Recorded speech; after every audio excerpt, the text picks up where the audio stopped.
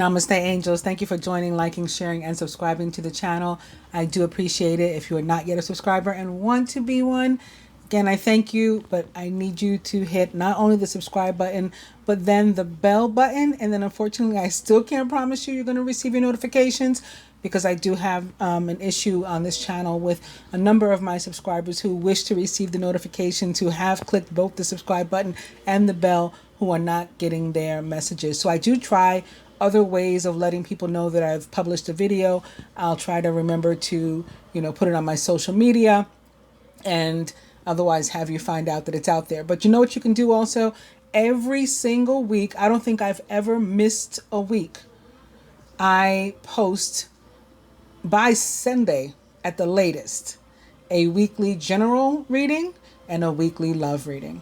And if there is a full moon or a new moon that week, I also post that at least by the day of that moon event.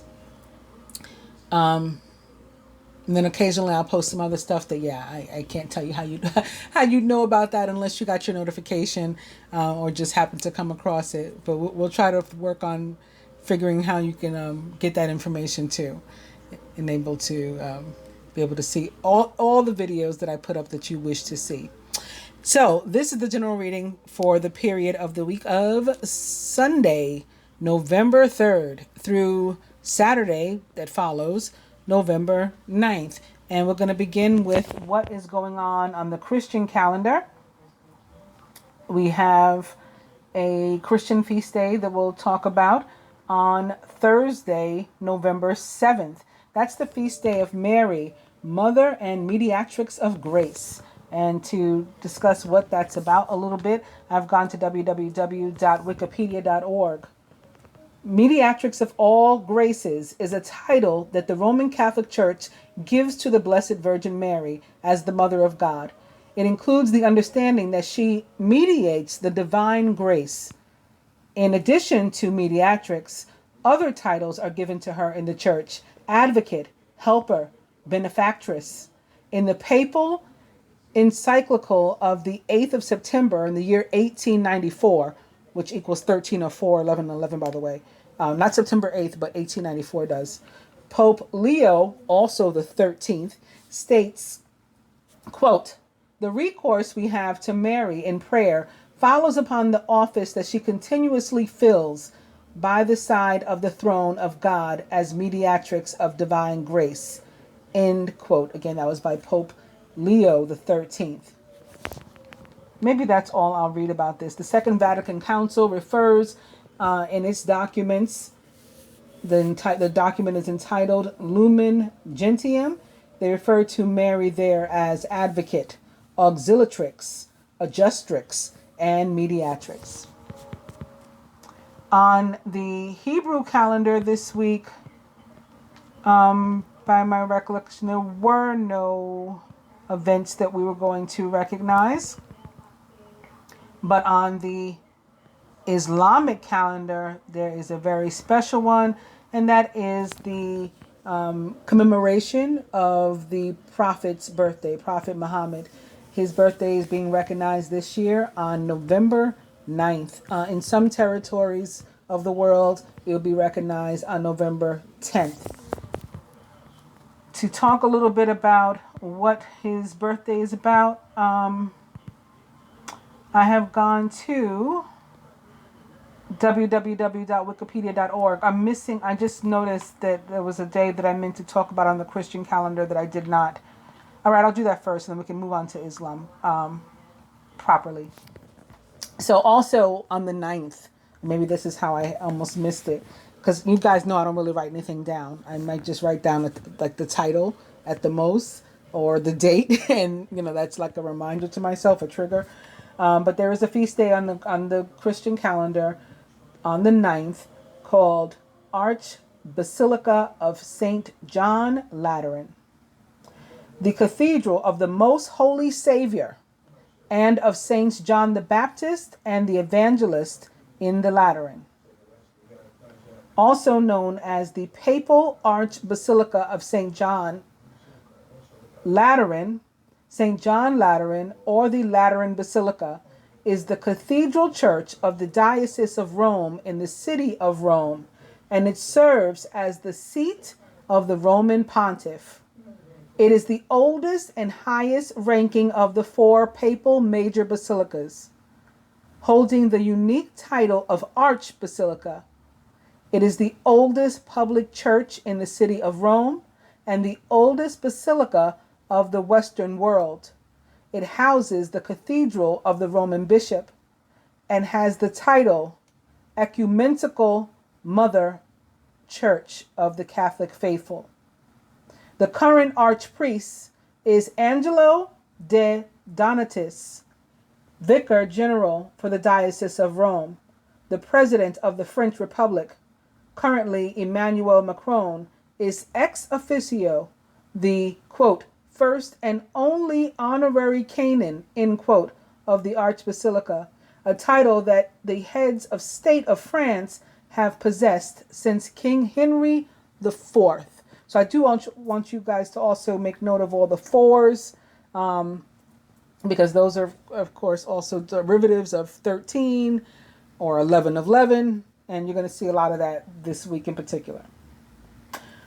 The large Latin inscription on the facade reads, Clemens the 12th, Pont Max Anno the 5th, Christo Salvatori in an SS Loan Bapt in Evag. The abbreviated inscription translates Pope Clement the 12th, in the 5th year of his pontificate, dedicated this building to Christ the Savior in honor of the saints John the Baptist and John the Evangelist. The inscription indicates with its full title that the Archbasilica was originally dedicated to Christ the Savior and centuries later co-dedicated to the Saint John the Baptist and Saint John the Evangelist.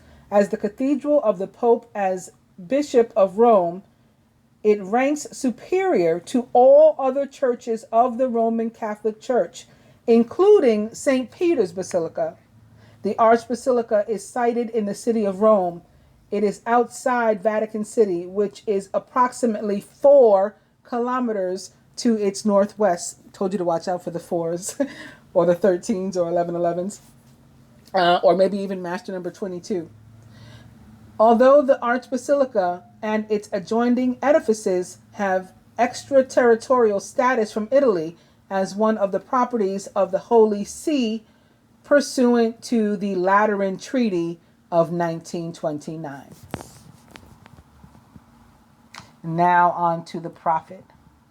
So again, this year his birthday is being celebrated on November 9th. Last year it was celebrated on November 19th.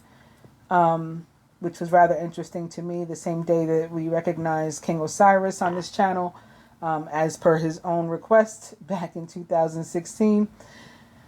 So I found that particularly interesting and memorable. Next year, the prophet's birthday will move up again, and it's going to be in October, October 29th. It will be nationally or celebrated worldwide by Muslims around the world. All right, so what's it all about? It's called Mawlid, Mawlid, or Mawlid al-Nabi al-Sharif, birth of the prophet, sometimes simply called in colloquial Arabic Mawlid, Mevlid, Mevlit, Mulud, among other vernacular pronunciations. Sometimes Milad is the observance of the birthday of Islamic prophet Muhammad, which is commemorated in Rabi al-Awwal, the 3rd month in the Islamic calendar. It's celebrated on the 12th of Rabi al-Awwal. That's the accepted date among most of the Sunni scholars, while Shia scholars regard the 17th of Rabi al-Awwal as the accepted date. So that's the 17th or the 12th of the Islamic month, not necessarily the 17th or the 12th of November or of October. It's similar to the Jewish months. It goes by the moon. The history of this celebration goes back to the early days of Islam, when some of the Tabi'un began to hold sessions in which poetry and songs composed to honor Muhammad were recited and sung to the crowds. The Ottomans declared it an official holiday in the year 1588, which is also 1304 or 1111. And it was known then in the year 1588 as Mevlid Kandil. The term Mawlid is also used in some parts of the world, such as Egypt, as a generic term for birthday celebrations of other historical religious figures, such as Sufi saints. Most denominations of Islam approve the commemoration of Muhammad's birthday. However, with the emerge of Wahhabism or Salafism, Muslims began to disapprove its commemoration, considering it an illicit religious innovation or bid'ah, like something you shouldn't do. I don't know how to translate it really. Mawlid is recognized as a national holiday in all Muslim majority countries of the world, except for Saudi Arabia and Qatar, which are officially Wahhabi and Salafi territories, I guess. Also, I always like to remind people that some historians list Muhammad's birthday in April. I mention this every year. So although it's recognized in October, November, typically November, in my experience, it's also recognized by some, particularly in Mecca and Saudi Arabia, as April 22nd in the year 571, or 444, or 13. Yeah. April, of course, is a 4. The 22nd is 4. 571 equals 13 or 4. So they all are like 13s or 1111s or master number 22s, depending upon how you want to look at them. What's also interesting is that the zodiac of Scorpio, gazillion years ago, used to be recognized in April, and the sign of Aries, which is now recognized during that period, like April 22nd would make Muhammad an Aries. Both Aries and Scorpio are ruled by Mars. So even with it moving and Muhammad's birthday being celebrated in November, it's still attached to that energy of father and Mars, which is, of course, the divine masculine counterpart to Venus, you know. I always found that interesting. You know what? Let's talk a little bit about who Muhammad was, because I like to point out how all of the Abrahamic religions, so Christianity, Judaism, and Islam, are very, very similar. And the world, society, wouldn't let you know that. They like to make it seem like these things are very different, and that's why we're at odds and we're at war. Really, religion is what's causing the war. The restrictions of religion and everybody wanting ownership over God, and ownership of over the manner in which he or she, it, whatever you want to call it, is worshipped. So yeah, let me just go to wikipedia.org on Muhammad, see what they have to say about him. Muhammad was an Arab religious, social, and political leader and the founder of Islam. They have him living from some time in between the year 570 CE. Here, they don't bother to list the birthday at all. So they're not saying it's in April or November. They're just saying 570 CE through June 8th in the year 632, which of course 632 of course equals to 11. He was an Arab religious, social, and political leader and the founder of Islam. According to Islamic doctrine, he was a prophet sent to present and confirm the monotheistic teachings preached previously by Adam, Abraham, Moses, Jesus, and other prophets. Okay, he was sent to teach the same instruction, basically. rules, instructions to follow by God that he received, the creator. That's how Islam was supposed to have been started, and not to be thought of as like just a terrorist religion. It's really sad that what it's turned into. In any case, he's viewed as the final prophet of God because he came after these others, right? So you see that. In all of the main branches of Islam, though some modern denominations diverge from this belief, Muhammad united Arabia into a single Muslim polity, with the Quran as well as his teachings and practices forming the basis of Islamic religious belief. He is referred to by many names, including Messenger of Allah, the Prophet Muhammad, Allah's Apostle, and the last Prophet of Islam, as well as others. There are also many variant spellings of Muhammad, such as Mohammed, Muhammad with one M and an A, or Muhammad, and many others of this too, many other spellings too. Born approximately in the year 570 CE, the year of the elephant, in the Arabian city of Mecca, Muhammad was orphaned at the age of 6. He was raised under the care of his paternal grandfather, Abd al-Muttalib, and upon his death by his uncle, Abu Talib. In later years, he would periodically seclude himself in a mountain cave named Hira. So that's like Hera, which is, of course, the same goddess. If you want to go back to the original, Isis by any and all of her names, but what was taken to Greece from Egypt and became Hera. Anyway, he goes to this mountain named Hira, Hira, for several nights of prayer. When he was 40, so there's another 4,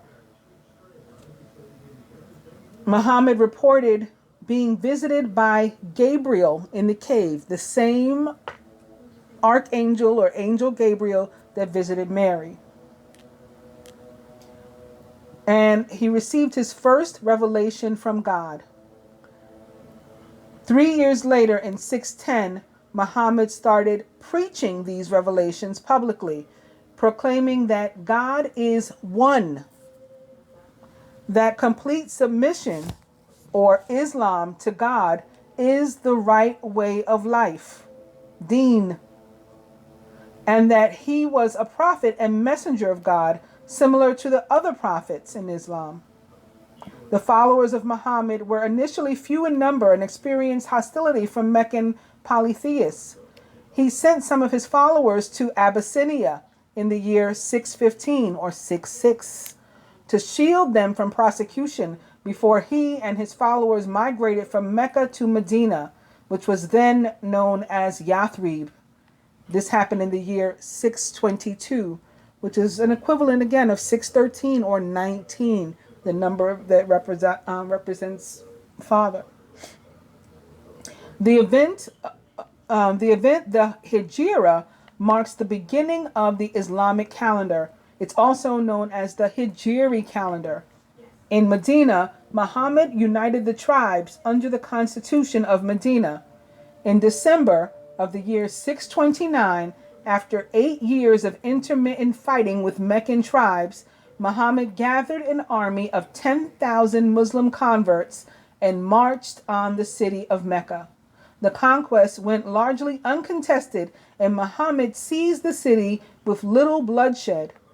In the year 632, a few months after returning from the farewell pilgrimage, he fell ill and died. By the time of his death, most of the Arabian Peninsula had converted to Islam. The revelations, each known as ayah, literally sign of God, that Muhammad reported receiving until his death from the verses of the Quran, are regarded by Muslims as the verbatim word of God on which the religion is based. Besides the Quran, Muhammad's teachings and practices, or Sunnah, found in the Hadith and Sirah, or biography literature, are also upheld and used as sources of Islamic law, Sharia. And that is the story of Muhammad. On the planetary calendar, we have one day to mention. Again, today, as of today, the day in which I'm doing this reading, which is Halloween, October 31st, at 11:41 this morning, Mercury officially went retrograde, 27 degrees Scorpio. And that's the last of the events in October.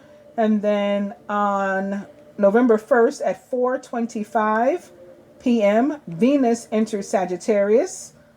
And then on November 8th at 9:46 p.m., Saturn will be sextile Neptune. So I'll quickly go over that a little bit. For the Venus into Sagittarius, I've gone to www.tarot.com. It's an article that was written by the tarot.com staff on the 31st of October. Today it was written. Venus is the planet of love, self-worth, money, and all things beautiful. Her sweet style, cooperative and peaceful. But when this graceful planet's energy mixes with the free-spirited sign of Sagittarius, her joyful side comes out to play. I didn't read the name of the article. It's Venus in Sagittarius, adventurous, joyful, larger than life. It goes from November 1st in 2019 through November 25th. Hearts come out of hiding when Venus moves through Sagittarius. The happy and free energy of Sagittarius turns Venus up a few notches, encouraging us to live life to the fullest. This is a time to socialize, to try new things, and to look for love in different places.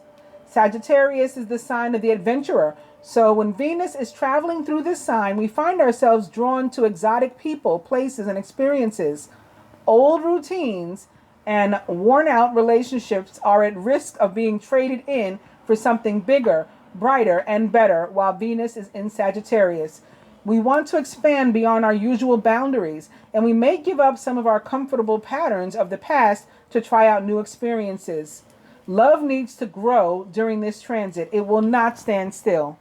Sagittarius doesn't like to be tied down, so during Venus's dance here, it's best to keep love light and open, and to avoid taking things too seriously. Those in a relationship can liven things up by taking a trip to a place neither of you have been, or signing up for a class to learn something together that is new for both of you. Singles could find love where they least expect it while Venus is in Sagittarius. Things that feel totally different are especially exciting now, and new lovers may be found through travel or in school, a book club, or other areas of learning. Trust and honesty matter greatly while Venus is in Sagittarius. We want to believe the best, but things can often be exaggerated during this transit, and we may realize that we're being taken for a ride. People, places, and things all appear grander than ever, but once the glitter wears off, we may see that they aren't so great after all. While Venus is in Sagittarius, we want excitement and pleasure, and we want it now. We could quickly empty our wallets without even giving it a second thought. Sagittarius likes a little risk, including financially. Excessive spending, gambling, and frivolity should be watched carefully during this transit. However, investing some money in a new course of study or a faraway travel experience is a way to use this energy for good. With Venus in Sagittarius, we have an amazing opportunity to look at the bright side of everything. The more possibility and positivity we put out now, the more we'll receive in return. For me, Venus and Sagittarius are kind of like parent and child. Well, for me, Sagittarius is represented by Cupid, not just an archer, but Cupid. And Venus is Cupid's mother. So I see like love upon love upon love happening with the two of them getting together. And also some mother-child relationships that may find a new, renewed, and healthier love between them too. And for anybody that's been having difficulty with their like a mother with their female child or a mother figure, or vice versa, you know, female child with their mother or mother figure. Saturn sextile Neptune is going to motivate us, I think, to try to save the world. Yeah, it's going to make us feel like Saturn has a lot of energy of like responsibility and work ethic and stuff. And that's what I feel it's going to put forth this time. It is going to motivate us to want to fulfill duties like on behalf of society and humanity. And the Neptunian energy, the Piscean energy, is going to make us want to be more social and to support social issues, and to take action, and to maybe to get into some activism or whatever. But like a lot of times you can start out and have great ideas and start out and want to do some of these things, but never actually take the action. And the action is going to be important right now. So even if you just take an action of supporting some organization or some other activist who's doing some of the things that you would like to do, that will suffice. Like a lot of times with the energy of Capricorn, you may just be like the finances, the funding behind the activism, but not the actual activists standing out there in the front lines. And you can see this when you look at different zodiac signs, like certain like careers and different industries will have a lot of like one particular zodiac sign that does a job, you know, because it just comes naturally and good for them. Like, well, I know my sign, like Gemini, a lot of us are public speakers or like performers, rappers and singers and stuff, like the number ones, like all the best ones. Prince is June 7th. Tupac, June 16th. That's another 6-7. Of course, 6-7 plus 6 plus 7 equals 13 or 4, 11, 11. So both of them have those birthdays with those days. Kendrick Lamar, Biggie and Faith, JFK, and his woman too, Marilyn Monroe. You know, so it's like a lot of these people that are the face and the voice of a particular cohort, for lack of a better word, happen to be Geminis. And, you know, and every zodiac has that. So for Capricorn, it's like the money bags standing in the back, you know, behind the scenes and stuff like that. And maybe that's why with my fortune reading cards, I hadn't really noticed it until now, but maybe that's why we're starting with goals, which is a very Ace of Pentacles kind of card here. This could be representative of the Capricorn energy, perhaps. Right behind that is also upright a card called Fire. Let go of emotional upheaval and embrace the renewal of the present. So something may sort of burn in a tower kind of way, but then we're going to be all right, and it's going to give way to something new and wonderful, which may be this, you know, all these pentacles here. Progress is positive and personal goals will be achieved. Despite this worry that we're beginning with from the Angel Tarot, the Nine of Air, expecting the worst, self-fulfilling prophecies, sleepless nights. A little more positivity from the next deck, the Animal Tarot. It's the Six of Spring. You may receive a promotion, be chosen for a scholarship, or find that you're singled out for special recognition. You've done an amazing job and you deserve all of the attention. And I wouldn't normally mention it because it's upside down, but I have to because I just talked about the Ace of Pentacles. Here's an Ace of Pentacles right here behind the Six of Spring. You can expect a windfall of abundance, such as money, timely assistance, a serendipitous meeting, or rewarding advice. You may be offered fabulous new job or promotion, or the prospect of a profitable business venture or investment. And lastly, I was made to, I think because of this same energy, this Saturn sextile Neptune, to pull out my life purpose cards. We have an overall energy here of heart's desires. The angels are supporting and guiding and protecting you as your dreams become reality. Also up right behind that, how funny is this? Speaker. I was just talking about all the Geminis, the public speakers. Your life purpose involves your skills of oration. Maybe this is popping up because Gemini's ruler, also the ruler of Virgo, Again, Mercury goes retrograde today and will be throughout this period for which this reading is. Also up right behind this, spiritual teacher. You heal with your classes, sessions, and seminars. Let's go to the dice first. And then I think I'm going to start with the Angel Tarot. Beginning with no, buy shoes, and massage.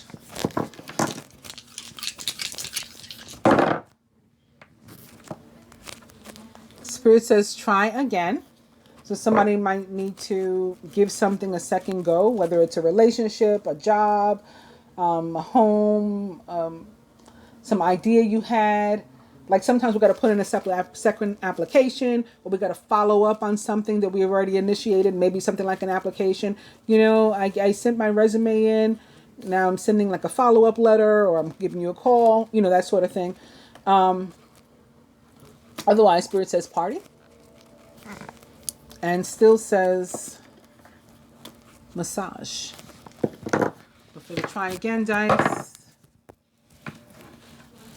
Forget it. So something maybe that was, you know, you were hanging on to or whatever, just let it go. Or like, you know, you try again, you put the resume back out there, or you follow up or whatever, and then you let it go. You don't harp on it, whatever. You see what happens. If something comes back to you, whether it's a relationship or, again, an opportunity like that, you know, it will. If it doesn't, it's fine. Just forget it. Going to the cards. So I'm going to put these, I think, away for a second. The fortune reading cards. I guess Major Arcana card Death wanted to be seen already. It's called Release in this deck. It's time to release the past and to move on to something new. This ending is the first step on your way to a happier future. Of course, Death represents the sign of Scorpio. And here in this deck, energy healing wants to be seen. Your natural energy healing abilities are an important part of your life purpose. I think I mentioned in last week's general reading how many of my clients were coming for energy healing, especially those like in the East. I have clients on every continent of the globe with the exception of Antarctica. So I had a lot in like Asian countries, particularly India, who were wanting to get, you know, cleanses and things, I think before Diwali. But others are wanting to get them before November 11th, that 11/11. And many of us, even those who have been seeing 11/11 and all of the numbers, you know, as they go into ascending order, they have deeper and heavier meanings. But many of us have like reverted back to seeing, not reverted because it's a positive thing, 11/11. And a lot of people are newly seeing 11/11 all over the world because it has a particularly specific meaning this year and maybe higher energy than it normally does. And I keep saying I'm going to get to exactly why, or at least the reasons I was told why in a download, you know, like mediumship. I'm still trying to figure out how to put all the information together to give it to you. Should that be a video? Should that be a blog, a vlog? I don't know yet. But I know that the time is approaching me quickly, so I need to do it. But getting back to that, a lot of people are wanting to give, have energy healing, not just for me, but however they, you know, whatever means by which they want to do it. But I know I've seen it because I had a lot of clients come to me for it. And many feminine purchasing these healings specifically for their masculine, like he's going through something particular.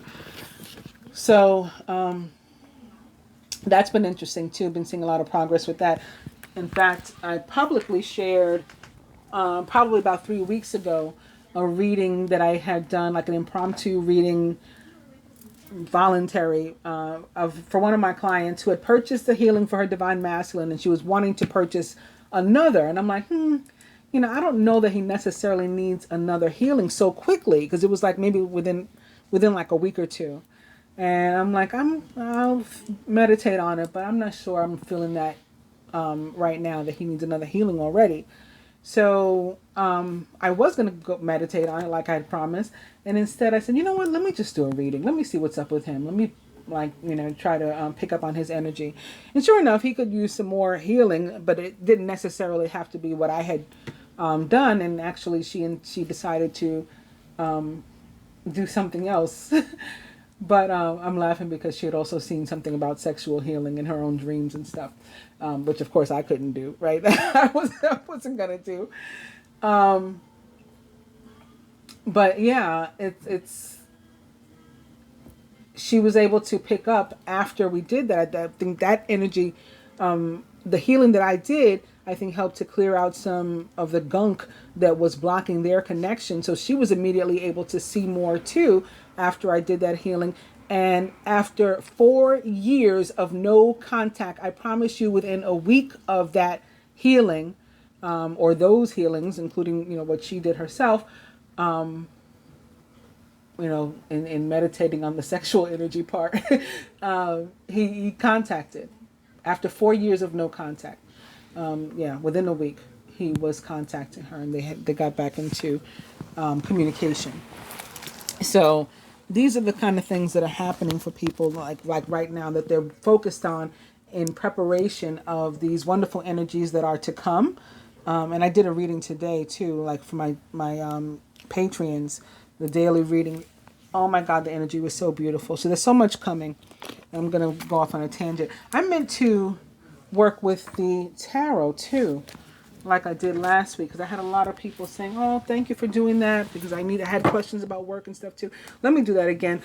Beginning with the King of Cups, very appropriately. King of Cups, of course, a Scorpio, Pisces, or Cancer, or someone likened to those traits or attributes. And opening to the Chariot in reverse. The Chariot represents the sign of Pisces. It can be about travel, for one thing, which Mercury rules. So this may be warning us of some difficulties in travel this week, or something maybe with a mode of transportation, perhaps some sort of car. I don't want to say car trouble, but it could be. You may need to make sure that you have gas, and make sure that you have whatever fluids it is you need. No speeding or anything like that this week, with the Chariot having shown up in reverse. But again, the Chariot does represent the sign of Cancer. It's also a card of victory, movement, moving, travel. And these can be both literal and metaphoric. I'm going to turn it back upside down because I do read reversals, so I'm going to put it in the direction it was meant to be. King of Cups. And the Ten of Pentacles upright. So abundance coming this week too. Maybe something going on with an asset, a family asset. Maybe moving, right? Or selling the family home, or purchasing a home. Something like that. Coming into money and within the household. Or spending time with family and friends and just feeling like $1 million. It could be metaphoric. Feeling like $1 million, like not wanting for anything in that moment while you're surrounded by family. Sometimes the Ten of Pentacles comes up for me in terms of memorials too, when somebody has passed on. And I also had that this week. I don't know if you saw my Isis Oracle pick a card reading, but in there I pulled a card, or a card jumped out of my deck as I was preparing for that reading, called Proper Burial for Freedom. And those of you who have been watching me, you guys know when I pull that card, it's letting me know that people will be passing away. Well, as soon as I finished that reading and I published it, no sooner that I did that, I got the news that many of us have received it by this point, about John Witherspoon, the comedian, having passed away. Comedian from the Friday movies, the Boondock cartoon series. He's just been a well-known and loved member of at least the urban community, for entertainment community, for a long time. So he will be missed. But he passed away. One of my client's fathers, I don't believe she was expecting to lose him. The last time I had spoken to her, she expected him to return home from the hospital, and she was trying to get him a visiting nurse. He passed away. My friend Nico passed away. One of my other patrons, one of her clients passed away. And it was all like that day. And as soon as I saw the card, I was just like, oh no.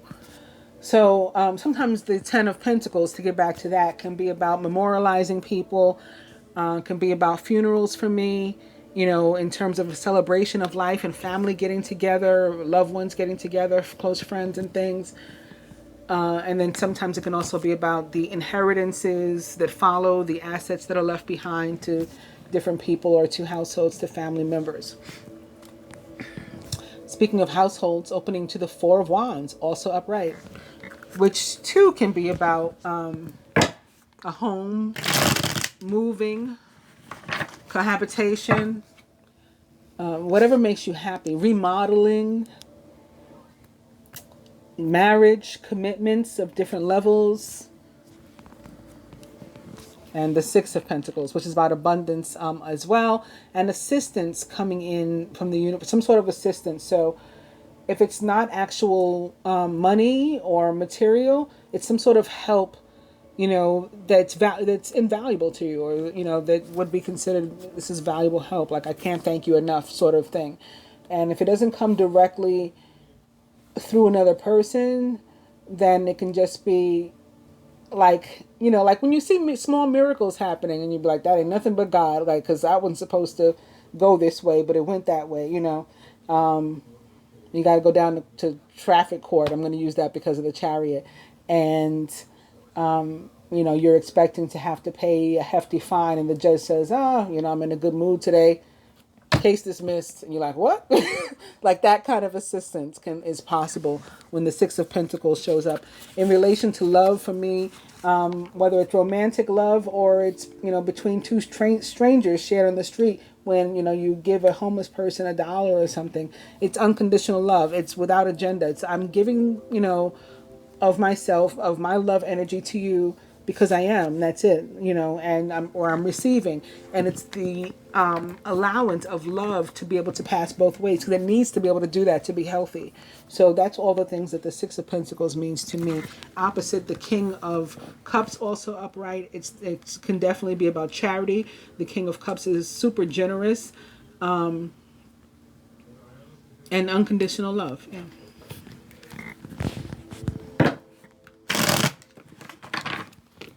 I'll do one more. And it's the Seven of Wands. Some of us may have a decision to make, and once we make it, we might, we're putting our foot down this time. Maybe other times we've allowed other people to change our minds for us, and we're not going to do that this time. Once we make a decision, we're going to stick to it, unless we decide to change our minds. That's different. Yep, Two of Pentacles in reverse.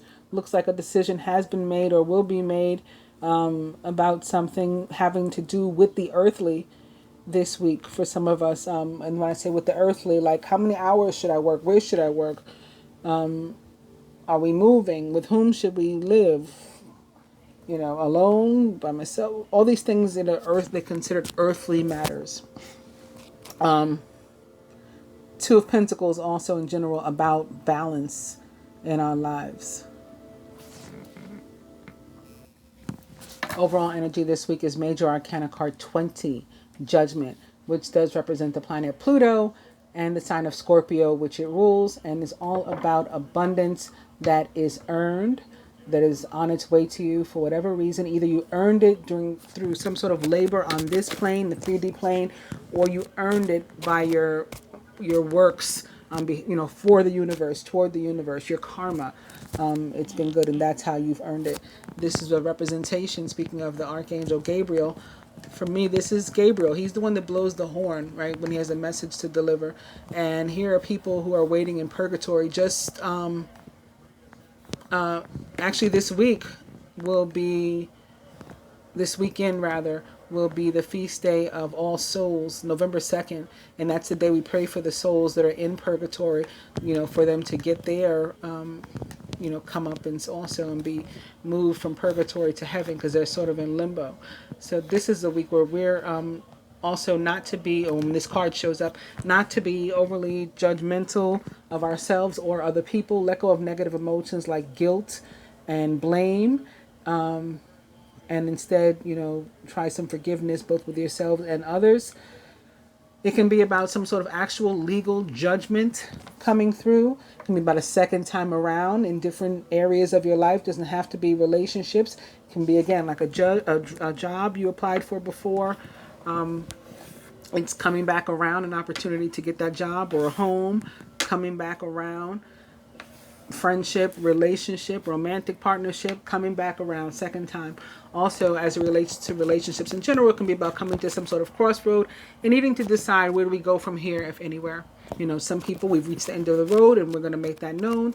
Maybe it's connected to Venus and Sagittarius to an extent, because she says we're going to get rid of relationships that don't work, that we've been holding on to for no reason. We're going to be letting them go during this period. So maybe that's what it means. Or maybe we're going all the way with somebody.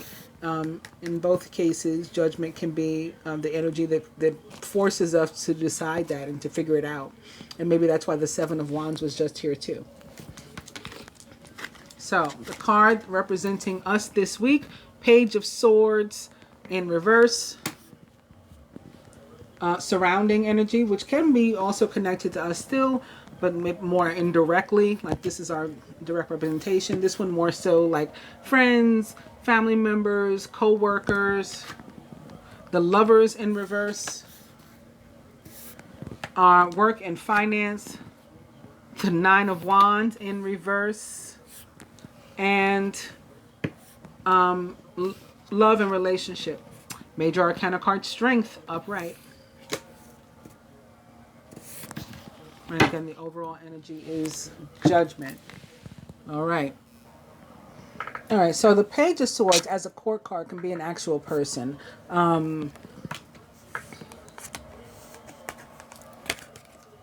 Gemini, Libra, Aquarius, or someone likened to those traits or attributes. The Page of Swords itself as a character, rather than a particular zodiac sign, can sometimes be representative of somebody who, they might be younger, like they just get involved in stuff that's not their business, and don't always know how to respect boundaries. You may have to, you know, clearly delineate some, like draw a clear line. Don't cross this, please, you know, person. Yeah, it can definitely represent a younger person, but sometimes that's a Gemini also, because we're a mutable sign and we're like a forever young kind of sign. And so, you know, maybe it's somebody that's like overly, again, childlike. Not necessarily immature, but forever youthful.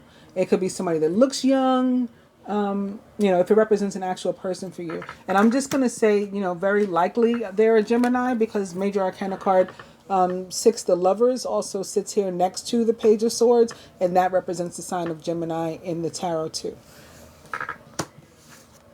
So the Page of Swords, again, can be somebody nosy. Maybe they're just getting in, putting their nose where it doesn't belong, you know, getting involved in stuff where it doesn't belong. And it also reminds us to plan for the unexpected. And so, and to like take things one step at a time, take things one day at a time. So that's going to bring me, I think, most immediately, because all these other cards are pretty good, actually. Super positive. The only one, you may have some unnecessary worry about work, I think, this week.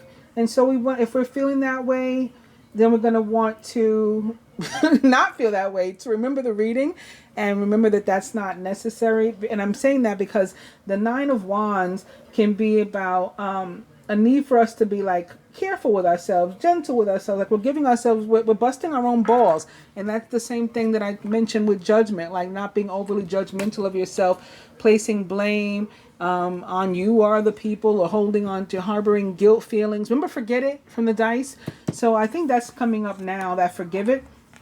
This Nine of Wands calls for us to know our strengths.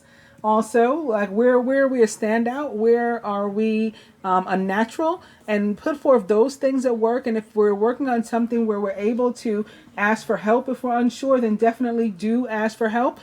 You know, some things don't allow you, or some people don't allow you to ask for help.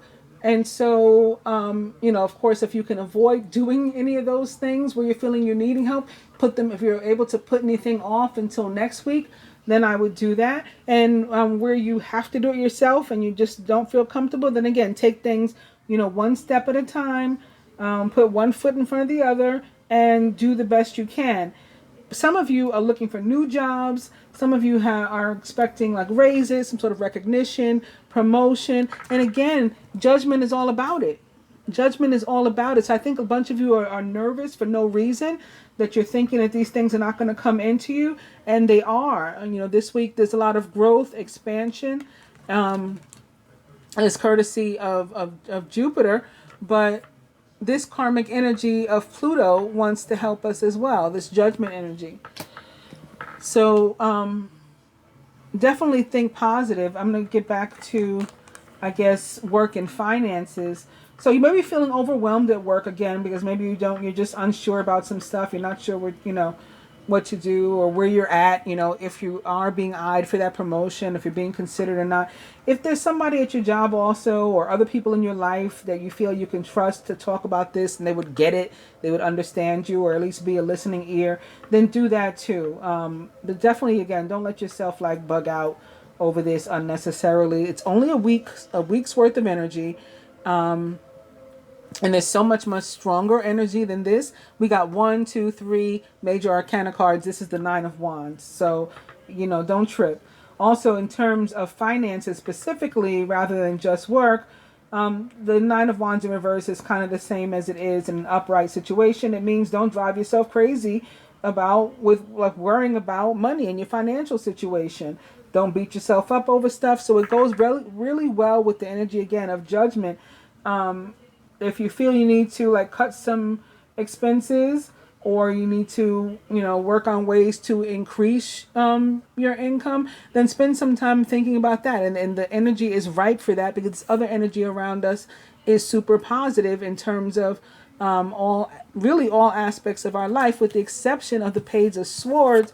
Maybe it can lead or be indicative of some sort of conflict, maybe coming up at work. That can be what the Page of Swords is about as it relates to work.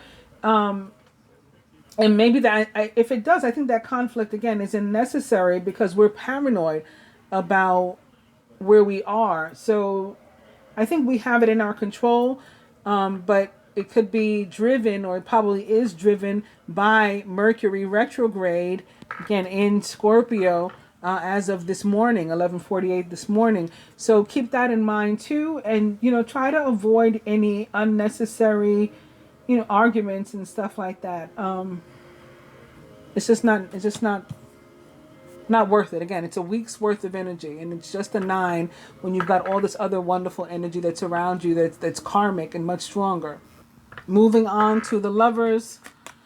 Again, the Lovers represents the sign of Gemini. It may be immediately directly connected to our energy, as it is that we are represented by the Page of Swords this week. In terms of the work, we have it here crossing the 9 of Wands, which represents our work. It's possible that we're attracted to somebody at our job too, and maybe that's why we're tripping, and that's why we're paranoid about what's going on at work, or we're feeling overwhelmed. We're letting it affect our performance. Perhaps you want to be careful of that. Maybe this person that you work with, that you're attracted to, is specifically an air sign, even more specifically a Gemini. If you're able to talk to somebody else about what you're feeling, if not directly to the person, then get those feelings out. If not, see if you can just chill, sit on it for a week, let this energy pass, and we'll see what energy we're working with next week. But again, all this other stuff is very, very positive. We got major arcana card Strength in the placement of love and relationship, and we have the Lovers in reverse sitting atop the Strength. So again, the Lovers in reverse, just like the Lovers upright as it relates to love, is a positive card. It's a good omen in all relationships, not just romantic. So that means good things for our relationships this week, for the most part, with friends and family too, and even co-workers, despite this Page of Swords, which can mean some bickering, like 5 of Swords kind of energy, perhaps at the office. So and again, Judgment, if we do have a conflict, Judgment is here to help us to work through relationships with other people. Major arcana card Strength upright, in the area placement of love and relationship, says that if we are in a committed relationship, this relationship is likely going very strong right now. We feel mutually supported and are mutually supportive. I was talking to one of my clients slash Facebook friends slash, I guess, friends in general that I met on this journey today on a post I had on Facebook. And we were talking about, I had brought up chivalry, and I was talking about like men holding doors and things like that. And she mentioned how her divine masculine holds the door for her and how much she respects him. And, that's the kind of thing that is represented by strength upright. It's just you feel a mutual respect and adoration and love, and that you each benefit from the other. She also said something to me like that about today. I had posted about losing my friend Nico, and she said you each like benefited by knowing the other. And it's that sort of thing in love and relationships that is represented by major arcana card strength upright. If we're single and looking for somebody, especially with judgment as our overall energy, judgment upright means abundance is on its way to you because you've earned it, you deserve it. So your karma is paying off, or you deserve love, and in a big way, and it's going to come to you in a big way. And the universe is raising you up, promoting you, right, giving you a raise. So you can expect something good. It's going to be a better than average time out there for you to meet better than average people. People that are going to be good to you, and you should feel good about yourself right now too. It's a confident time. Leos are super confident. Major arcana card strength represents the sign of Leo. So you should feel really confident right now and able to get out. And if you're single, then you should mingle and be social. And it's this card I think came up in my astrological reading for the sign of Scorpio in this placement too, I believe. So Scorpio, this may hold an additional special message for you this week, this little spread I'm doing here, because again, this card represents your energy too, the overall energy of judgment upright. But you may be pleasantly surprised by how things work out if you get out, put yourself out there, and allow yourself to be met by other people and to meet other people. Also, with the Lovers sitting here atop this, the Lovers, even in reverse, is just like a really good omen. And it may not be as strong as the Lovers upright, like the energy surrounding the Lovers in reverse may be a little bit weaker. So maybe it means that you're still going to find improvements in your relationship, deepening of commitments. You're going to be feeling better about love. And if you're single, and if you had previously had like a bah humbug kind of attitude toward love, feeling more positive about it, wanting to meet people, wanting to get out, and actually somebody being awesome on their way to you. But it may be a little bit delayed because again, the energy is weakened. So that's what I have to say about this spread. I hope that I covered everything and answered some questions that you guys had. Now let's look at, my typical placement spread of 9, Queen of Swords spread of 9, and see what energy comes from that.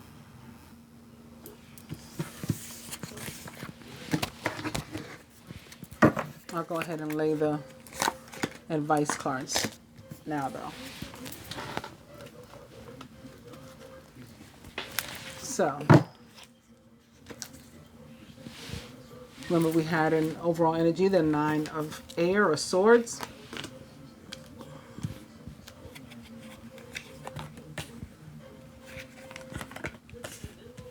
There are no reversals in this deck, so I'm just turning the cards around.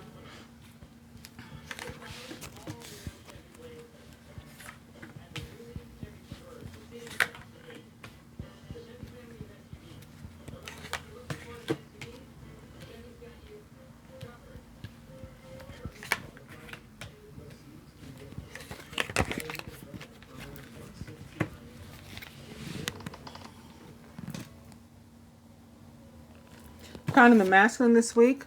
It is Major Arcana card 1, the Magician, which also represents the sign of Gemini. It's all about manifestation. Did I ever finish my sentence about 11:11? Because that's what 11:11 is about too. It is about manifestation. It is a call, an alert from the universe for you to basically stop what you're doing and make sure that the thoughts that you're thinking about yourself, your life, the life of others, humanity at large, or the words you're speaking about the same are positive, because it's telling you, the universe is alerting you to the fact that you are in a period of manifestation. So we're all in this tremendous period of manifestation right now, and it's just going to continue to get stronger and stronger and stronger. And we have the time, we have the opportunity to fulfill our dreams and to allow the universe to help ourselves to facilitate that, to fulfill our dreams, and to bring everything that we've ever wanted towards us right now: money, love, material things, health, wealth, all that stuff.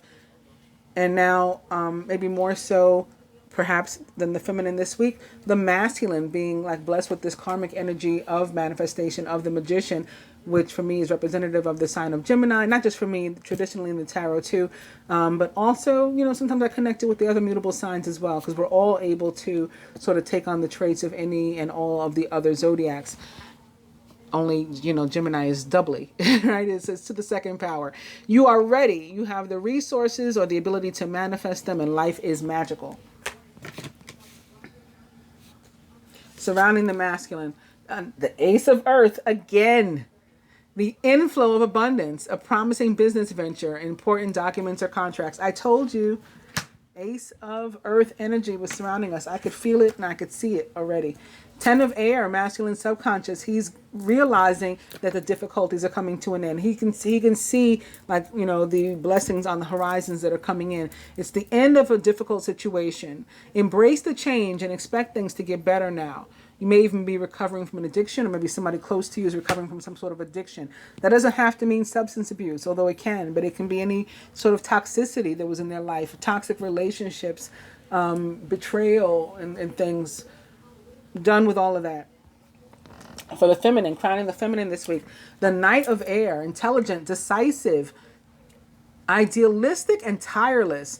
Also a Gemini, Libra, or Aquarius, or someone likened to those traits or attributes. Probably representative of Mercury himself this week. Could be Venus too. She's also a ruler of Gemini and Libra. Events that occur with great speed. Take time to carefully review your options. You can come up with creative solutions. When the Knight of Air shows up for me, it does typically mean that one has a decision to make and or is awaiting a decision. And as soon as we get that response, we're going to take off with some sort of action. But we're waiting for that decision first to know what our next steps are, to know what it is we need to do. Surrounding the feminine is Major Arcana card 4, the Emperor, which represents the planet Mars and the signs of Aries and Scorpio, and a father figure, boss, some sort of authority, a government agency for me. All of these things are represented by the Emperor. A married man, a divorcee, a widower, the marrying kind, marriage material. He's got his, shit together. He may be older.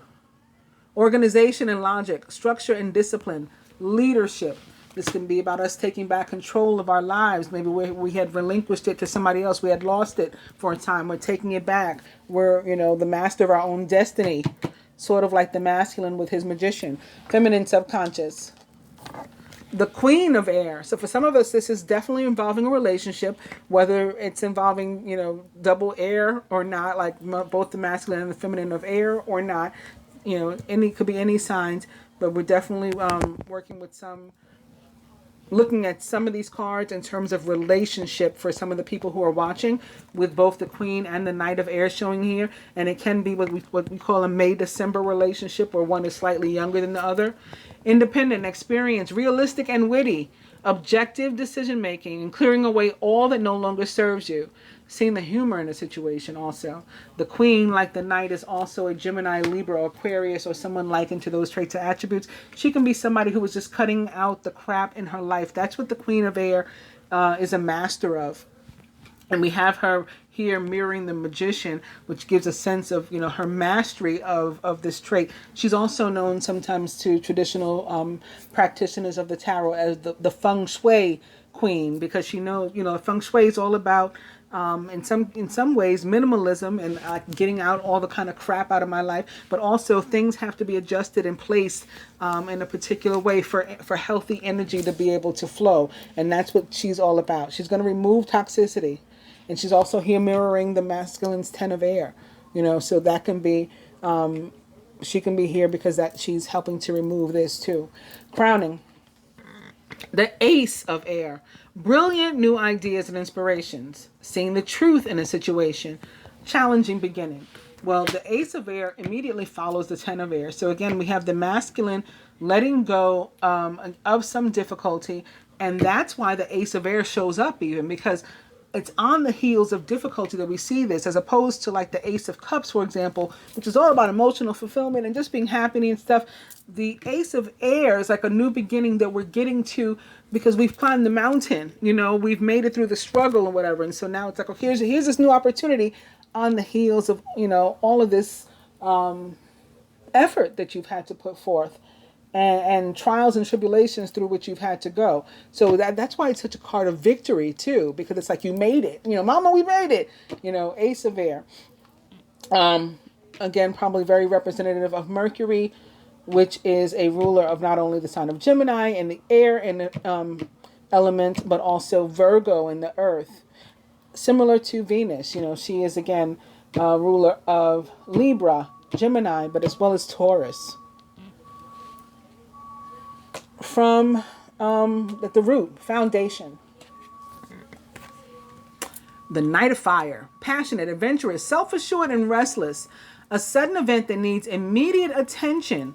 Time is of the essence. Think things through carefully. The Knight of Fire is a Leo, Sagittarius, or Aries, or someone likened to those traits or attributes, and is often representative of Mars himself, or Jupiter himself. And the Knight of Fire, when it's an actual person, or even when it's an energy, I've explained before, for me is very much about, you know, an energy that comes in, it sort of swoops in, saves the day, you know, knight in shining armor, throws you on the back of the horse, takes off running, doesn't even stop the horse, just throws you on, keeps going, and, you know, he's the hero. But the energy may dissipate and leave as quickly and unexpectedly as it came. So this is at the root, foundation. This is what ignites something. Some of us may have already experienced the Knight of Fire, and now this week we're going through the rest. Or some of us, this Knight of Fire may arrive in our lives this week, and that'll give way to the other stuff that happens with us. At the heart of the matter, if you want to hear my real explanation about what the Knight of Fire is all about, watch my pick a card reading. What did I entitle it? Oh goodness, I don't remember what I called it, but it has like a pink cover with like cards, tarot cards and stuff all over a table. That's the thumbnail of it. I don't remember what I entitled the video. It's only from like 2 weeks ago. Hopefully I'll try to link it into, I will link it into this video so you could check it out. And there I give a full detailed explanation of what the Knight of Fire and Knight of Wands means to me. At the heart of the matter, the Eight of Earth. Skilled work is rewarded. Learning all there is to know about a topic and maybe even going back to school. So this ties in very much with Judgment from the last spread, because the Eight of Earth is about reaping what you've sown. So I talked with the Judgment about it being about abundance that is earned. So that means we put forth the effort. We did the work. Very Capricorn. We did the work, and now we're reaping the benefits of that work. But let's further clarify these with the other cards we had ready. Beginning with an overall energy of the Six of Spring, which is another card of victory, similar to the Ace of Air and the Chariot, which we also saw this evening. You may receive a promotion, be chosen for a scholarship, or find that you're singled out for special recognition. You've earned, right, these rewards because you've done an amazing job. You deserve the attention, is what this says.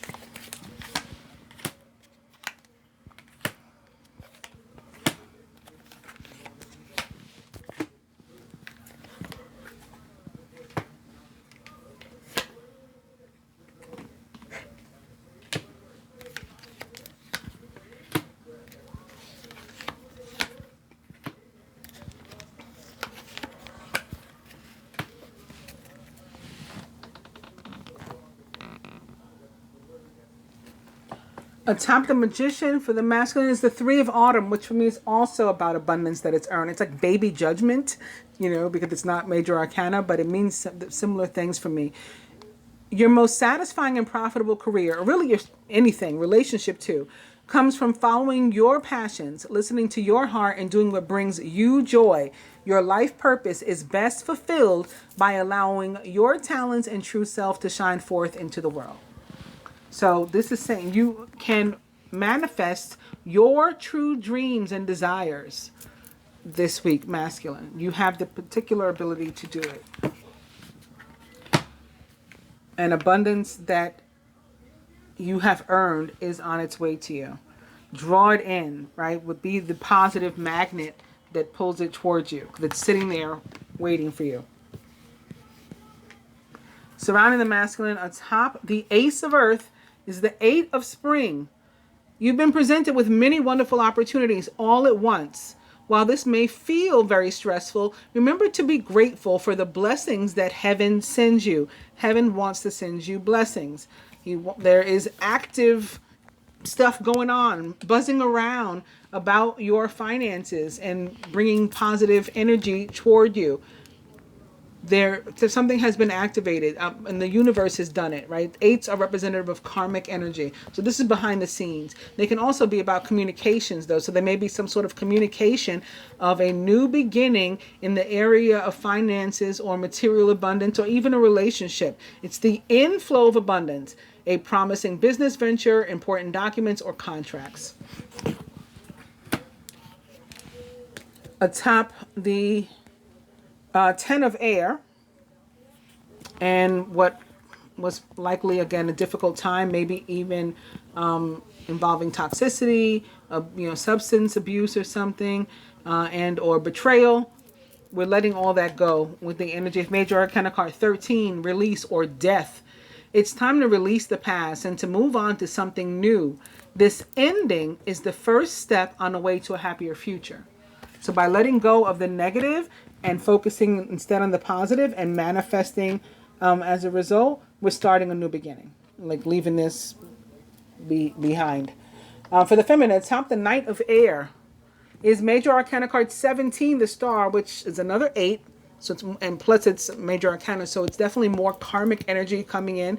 The Star is a very healing energy, could be helping us, not only by helping us come into some sort of clarity and a decision, or bringing us the actual news if we've been waiting a decision that somebody else had to make, but it's also in general about communication, maybe online specifically. It could be about online dating, prayers, wishes, dreams coming true, all being granted when the Star shows up. You're about to take a big leap forward with your life. Worry will be replaced with optimism, fear with hope, and joy is coming home to roost. That means that worry that was represented by our overall energy of the Nine of Air, gone. Once the Star gets here to heal that energy and cleanse that up for you. Atop Major Arcana card, the Emperor, surrounding the feminine. Seven of Autumn. The planning, resources, and efforts that you've invested in your dream will reap great rewards. In the meantime, have patience and meditate on your next steps.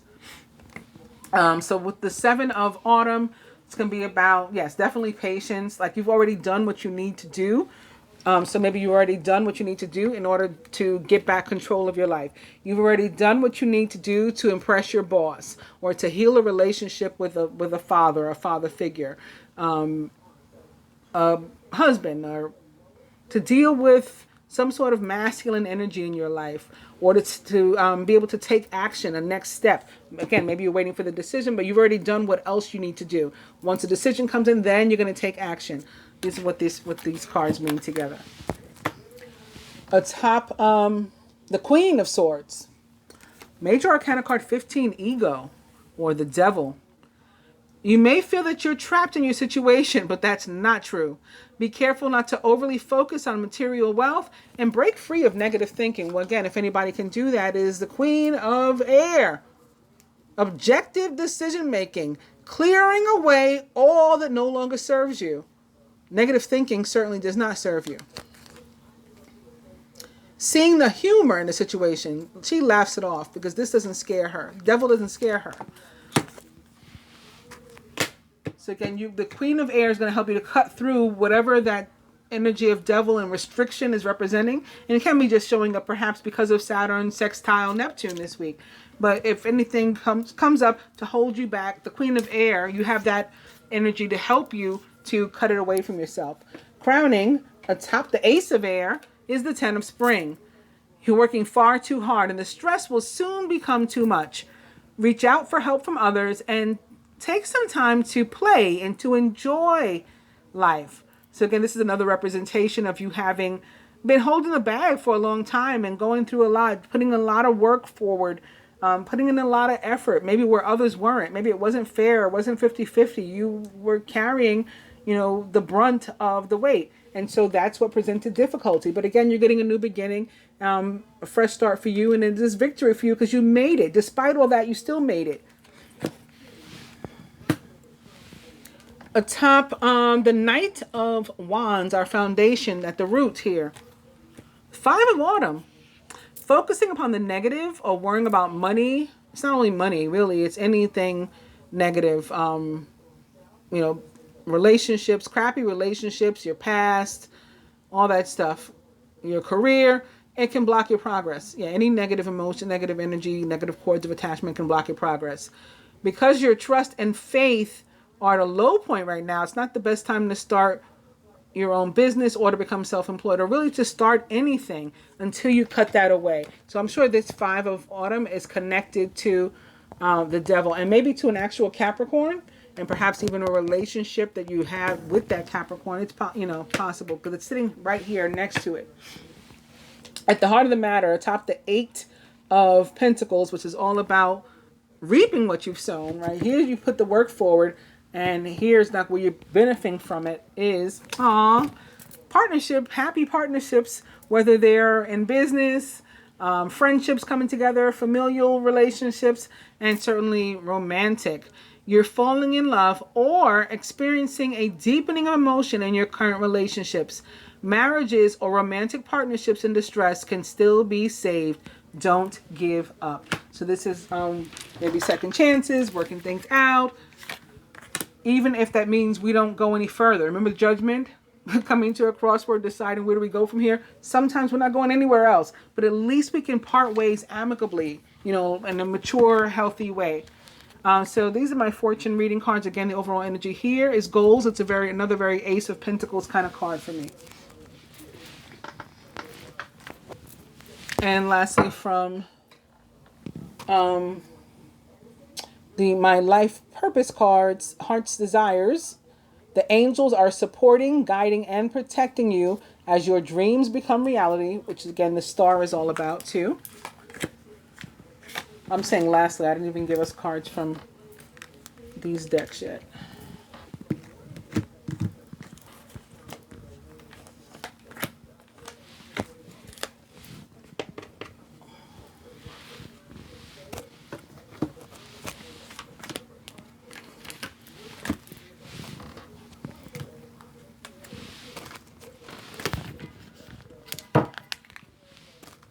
Okay, so the masculine, further advice for the masculine from the Angel Tarot. The Queen of Earth now, thoughtful, creative, warm, and sensible. Make time for those around you. Take a sensible approach and deal with challenges in a kind and understanding manner. So again, you can heal a relationship or close a chapter amicably, right? A kind and understanding manner. That doesn't mean you have to go off with somebody that hurt you, remain in a relationship that's toxic with somebody that betrayed you, but you can end it, in the healthiest way possible, is what the Queen of Earth suggests. Queen of Earth is a Capricorn, Virgo, or Taurus, or someone likened to those traits or attributes. For the feminine from the Angel Tarot. Oh, okay. The Page of Water. Intuitive, sensitive, artistic, and friendly. A new person enters your life. A relationship begins a new phase in their heightened psychic abilities. Page of Water or Cups can represent a more youthful energy, perhaps a Pisces most directly, but it can be Pisces, Cancer, Scorpio, or someone likened to those traits or attributes. Can be about somebody younger than you. So as I pointed out before, with the Queen of Air and the Knight of Air, maybe one is older than the other. And it's a May-December relationship. This is also about messages of love, offerings of love. So you could receive like, something that makes you smile, some sort of news that makes you smile. Or again, maybe the healing of a relationship or a situation. Receiving some sort of good news about something. All of that, Page of Water or Cups. From the Animal Tarot to the Masculine, it's another Knight of Wands. Passionate, charismatic, confident, and restless. An opportunity arises that needs your attention right away. Moving quickly is important, yet there's nothing that you can't handle if you follow your own inner guidance. The Prince of Spring is a Leo, Sagittarius, or Aries, or someone likened to those traits or attributes. Again, he swoops in, saves the day. To the feminine, it's another star-like card. It's the Nine of Summer or Nine of Cups. Now's the time your dreams come true. Don't worry about how this will happen. Just give gratitude to God for all that you have and all that's still to come. Nine of Summer is about your wishes being granted, dreams coming true, prayers being answered. Amen. And from the Life Purpose card to the Masculine, energy healing. Your natural energy healing abilities are an important part of your life purpose. So you can heal, help to heal other people, but this could also be about you needing and or desiring healing and maybe not knowing how to go about finding it. It could be an indication, like instruction for you to look into it, or again, perhaps for some feminine to do it on behalf of their masculine. I have that happen often with my clients. And feminine for us, protected.